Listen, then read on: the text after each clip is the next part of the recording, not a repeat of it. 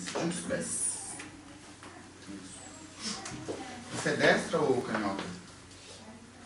Destra? Dá essa mão pra mim. Fixa os olhos no meu.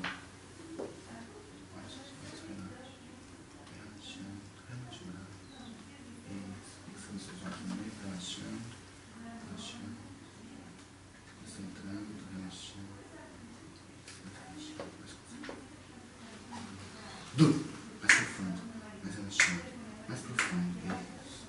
Mais relaxado, mais profundo, isso. Eu vou contar até 10, você vai relaxando cada vez mais. 1, mais profundo. 2, mais relaxado. 3, mais profundo. 4, relaxando cada vez mais. Mais profundo. 5, mais profundo, mais relaxado. 6, relaxando cada vez mais. Mais profundo, mais relaxado, mais profundo, mais relaxado, mais tranquilo. Isso. Quanto mais você se permite relaxar, mais prazer, mais relaxado. 9, mais profundo. 10, relaxa completamente agora. Completamente. Isso.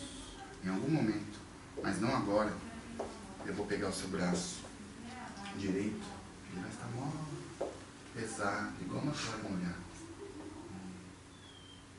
Mó pesado, igual uma toalha molhada. Mais profundo, mais relaxado. Mais profundo, mais relaxado.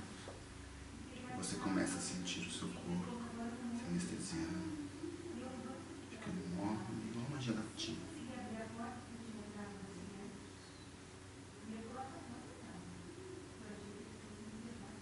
Toda vez a palavra durma, você volta a esse estado imediatamente. Durma mais profundo, mais relaxado. 1, 2, 3, abre os olhos. Olha os olhos dela vermelhos, tá vendo? E aí, qual foi a sua sensação? Deu um apagão? Senta aqui um pouquinho. Tá meia grog? Tá meia... Vai pra mim. Ela vai perder a explicação. Esse arm pull, que é essa puxada de braço,